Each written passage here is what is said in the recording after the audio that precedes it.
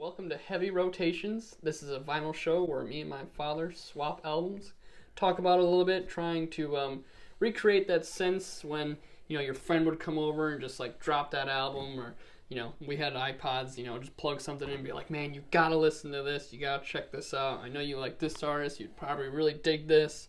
That whole sense of discovery of things that like you wouldn't normally discover yourself, but you'd kind of need that little budge and a little extra information for.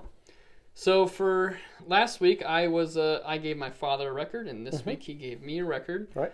With a very interesting cover. I gotta say, I love it. Nice little cracker here. The Bluesbusters, Accept No Substitute, and I assume the cover is about you have to have the saltine cracker or something. I don't know. It's funny because we were talking about that upstairs. I mean, it really is a fine rendition of a saltine cracker. It is. And a saltine cracker is like the perfect shape for a record album cover. But the only reason I would think that they would use the crackers, maybe the cracker is signifying that. I mean, we're a little off topic here, but the reality is that like cheap crackers just don't taste as good as. Well, there's nothing like the saltine. Yeah, like the you can't think saltine of brand even a replacement. Yeah, the low end, like the store brand of cracker is just not. There as is good no as off saltine. brand. There's only saltine. There's only saltine. You can accept no substitute. Yes, but all right, exactly. So furthermore, back on topic. Why don't you tell me a little bit about the record that you gave to me this week?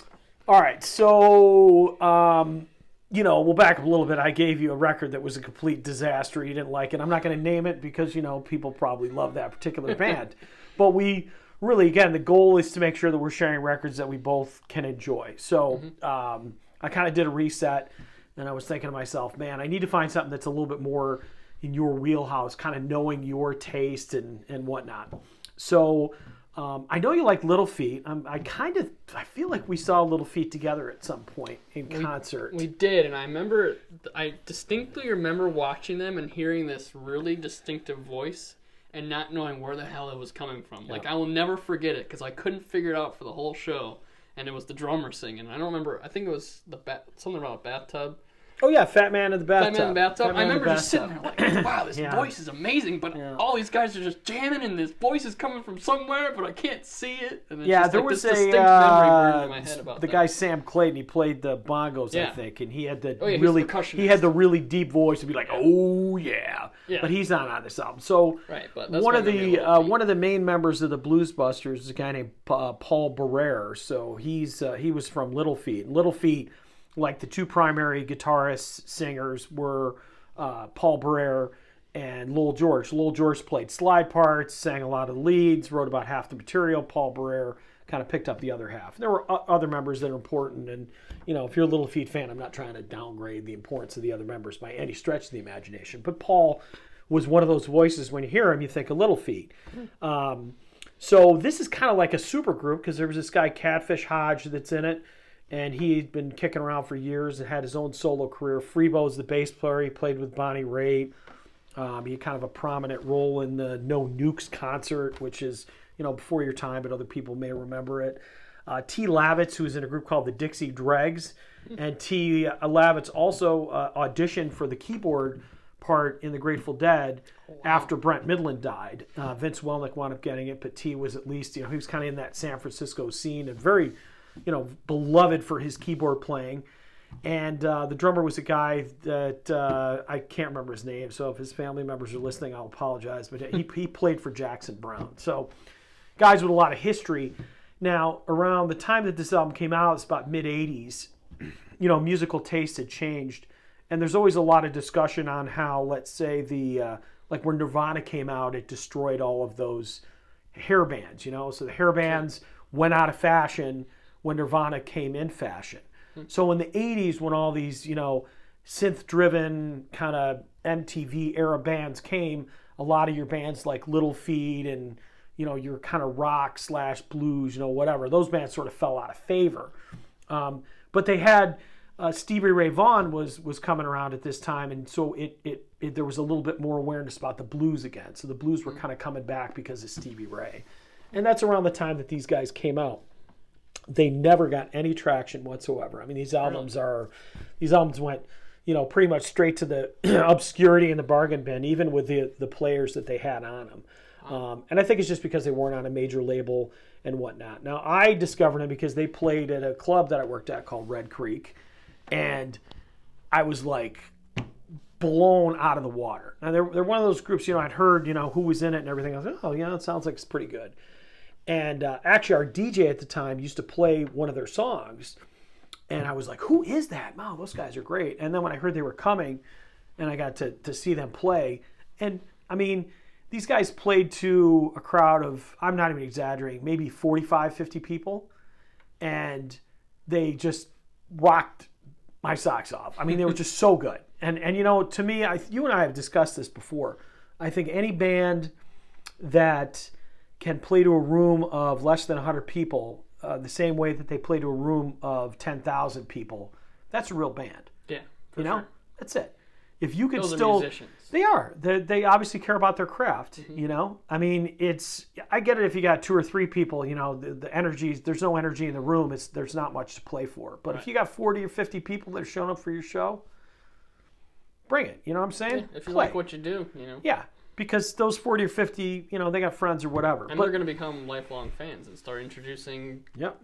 this artist to other people. And I'm a lifelong fan of Bluesbusters. They only had 2 albums. Paul Breer, after the 2 albums, he goes and reforms Little Feat. Little Feat's career, takes back off, so he doesn't have to rely on this particular outfit anymore. But I don't know. I've just always scratched my head why these albums, this one and the one afterwards, were not more popular, because it's just great stuff, man. The tunes are catchy. There's a lot of hooks. Yeah. It's a lot of fun. And again, I figured it would be something kind of along the lines of stuff that you would like. I thought it actually really fit well with Taj Mahal. Oddly enough, it happened to pair really well. It's got that blues influence. The interesting thing that took me right away is I was like, what year is this? And I saw 86. And then normally 80s music has a very distinct sound. It's not necessarily something that's even my cup of tea. Right. I did not even, I wouldn't think of this as quote-unquote 80s music by any sense.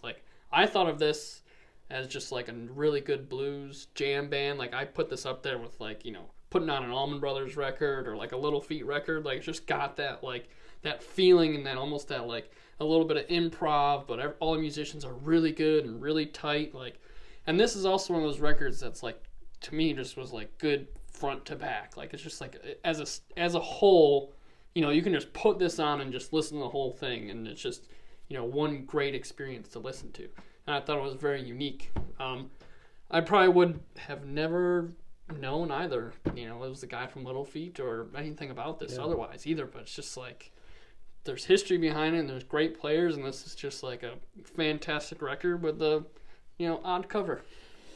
Yeah, I mean, it's interesting. I mean, they always say you can't judge a book by its cover, and I think on some levels it's the same is true with albums. But the iconic albums have iconic covers. This is true. And if you don't have a good cover, it can hurt the ability for you to get your music out to people. I mean, you're right. This isn't a great cover. I mean, it's not. I mean, it looks like something that belongs in a bargain bin. I kind of get what they were going for, but again, kind of a lower level label. I don't know who did the design for it or whatever, but I think that's sort of the bummer. But to kind of go back to what you're talking about with the whole jam band thing, I think that jam bands, they headed into, sometimes can head into excessive territory where you get 2 album sides and you get 3 songs out of it. Right. So it's just these long extended jams. Yeah. And a lot of these bands in the 80s, people's attention span started to get shorter, and they just didn't have the tolerance for the 17-minute song. Yeah. So these guys were able to kind of encapsulate that jam band feeling, but they also were cognizant that they needed a song. So these are 5-minute songs, not necessarily radio friendly. Yeah. Oh yeah, but you're right. That's what I'm saying. It's kind of amazing that they were able to encapsulate. You just said it. You summed it up so well. Just by it's jammy, but they somehow were able to capture it in just a short little period. They got all the solos. They rip, the chorus and the verses, and then they do their solos. It's you hear the song, you hear the structure, but it still feels like if you saw them live, they could just go off into space. Right. Yeah, and it's all about economy. It's interesting because I was just doing a show with my buddy Joey Sudo and Thom. We were doing this thing about our favorite shows at Art Park. my favorite show at our park was a Government Mule show. A Government Mule is a jam band. They normally played a 3-hour set, but there was a horrible torrential downpour, so they were only able to play for about 50 minutes. And because they were only able to play for 50 minutes, they made really effective use of that time. So there wasn't any slow jams, there wasn't any drum solos, there wasn't any, whatever. It was 50 minutes of sit down, buckle in your seatbelt, and we're just gonna go for it. Yeah. So this is that kind of record too. It has that feel. It's like Little Feat again had those songs, like Dixie Chicken, which is 13 minutes long. Do I love Dixie Chicken? I love every minute of the 13 minutes. Yeah. But it's cool that you can get a band like this that can take that same approach, but just condense it and not make it seem like it's really missing anything either. Yeah. Well, cool. What genre would you put this in, by the way? Like, where do you think you would find this if you were to go to a record store? Like, do you think it'd be more of like a jam band thing, or like a blues, or like a, I kind of have a hard time placing this myself. I think as a record store owner, it's interesting. I think I think I bought this for $2 or $3 not too long ago, sealed. I mean, I found a sealed copy of it, and I was shocked because when the CDs were around, they went out of print very quickly, and I had to pre-internet day write the record company a handwritten letter to get the copies of the albums on CD because they were that hard to find. So I didn't even really know that the vinyl copies of these existed. I found their 2 albums on vinyl super cheap, and I think they were just in a bargain bin of just stuff. You know what I mean? I think people see the name, they're just going to stick it with blues, but in reality, they should take these records should be in with Little Feat. Kind of like if you see Grateful. I feel like some record stores do a really good job of this, where like, if you look under the Grateful Dead, you'll see Bob Weir solo albums, Jerry Garcia solo albums, if there was a Dead and Company or whatever. So the Dead and all the related stuff is under the Dead. It shouldn't be categorized under all the other things. Yeah. So this should be categorized with Little Feat. I mean, it's Little Feat related. Paul Breer was the most noted of the musicians that appeared on this album, and I had the chance to meet him. He was a great guy, and in fact, I got him to sign my Bluesbusters CDs, and he was shocked I owned them. I was at a Little Feat concert in Rochester, and he's like, I can't believe anybody actually bought these. I'm like, dude, these albums are incredible. So I asked you, if you see another copy of this, like, I literally want this record. Like, I would put this on all the time. As I said, I just saw it Sunday, and I feel bad because if I had known, I would have picked up a second copy. But I would keep an eye out for this one. And there's another one called This Time. But I love this band. I really do. I wish there was more live recordings or some rarities or some extra tracks or anything out there kicking around for them. But this is one of those groups that, they 2 and done, and,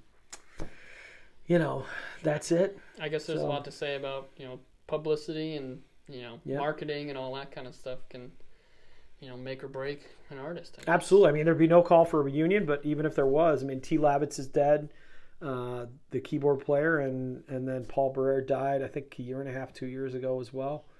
So no chance of a Bluesbusters reunion or recording, but I think the other guys are still kicking around and making music. But cool. Yeah, missed opportunity the way I look at it. Yeah, I mean, do you think like you were there seeing it for 40 people? Do you think everyone was just as amazed as you were? Oh, absolutely, because we all talked about it. We talked about it for years. I mean, all the employees talked about it for years afterwards as well. Wow. But I mean, that's just amazing to think about. That there's like an artist like that out there that just didn't make it because of whatever situation. Yeah, I don't know. I mean, there's people. I mean, there's great artists out there that nobody has heard. I mean, right. That's the shame. But I feel like this is again a band that had a prominent member from Little Feat. Guy played. I mean, think about the names these people were playing with. You got Little Feat, Dixie Dregs. You may not know the Dixie Dregs, but they were kind of a big deal. Bonnie Raitt, I'm sure you've heard of. Mm-hmm. Jackson Browne, I'm sure you've heard of. Yeah, and the guy tried out for the Dead. Like, to even say he did that, like... Yeah, T. Lavitz was a heck of a player, man. I mean, he was, he was this close to playing with the Grateful Dead, so... Oh, well, and you heard that. I mean, just the way this guy plays keyboards and... Oh, it's amazing. Like, I wish I had the same experience seeing them live as you did. Like, it's just, like, feels like it would be special. Yeah, so I mean, if we were to Pandora this, it'd be fans of Dixie Dregs, Little Feat, Grateful Dead, Bonnie Raitt, Allman Brothers, all those kinds of bands like that. And, I'm sure there's a few on the list you like. I know you're an Allman Brothers person. And That's what I'm saying. I would categorize it right there. I would put this on. If I was in that type of mood of listening, like this would be right in that queue, Yeah. All right, well, very cool. Any other questions about this particular album? Did we miss anything? I don't think so. I mean, I think we got it all. All right. Well, great. Well, I'm glad you enjoyed this record, and this kind of makes it a bit of a challenge to continue to give you records that you like, and I'm sure on the other end you're going to have to kind of try to come up with some stuff I've liked. We've done a pretty good job so far. We've only had one dud, just one dud. Music that we had to is subjective. Yeah, we won't mention that name on video, but if you see us in person, we will absolutely tell you. Or for $1,000 cash, we will reveal the name of that record that Trevor summarily rejected. Point being, though, we want to be able to right. Talk about records in a good way to be able to share with other people. So yeah, we're going to try to make sure the other person at least semi enjoys it. We don't want them to accept any substitute. You need the real saltine. Yeah. If you're going to listen to music. Yeah. All right. Well, again, thank you for joining us today. My name's Thom Jennings. My son Trevor. Make sure that you subscribe, share, do all those kinds of things. Smash the like button. Smash the like button all you want. Comments. We love comments, all that kind of stuff. Tell us we're terrible, we're great, we're handsome. No, don't tell us we're terrible. Tell he's handsome. I'm old. I don't care. And I know I look like Santa Claus, and I know I'm overweight. But we'll close with, of course, we forgot to do something last episode. We forgot to thank our producer / camera person / lady holding the phone, Meredith. It's a real camera. It's not. Meredith Snow. Yes. We got smoke and mirrors. Smoke and mirrors here in this fine studio. Yeah. Executive producer and gaffer, Meredith Snow. She's an excellent gaffer. All right. Well, that being said, thanks for joining us. We look forward to seeing you in another week. So with that being said, on behalf of my son Trevor and myself, see you next Thursday. Thanks for joining us for Heavy Rotations.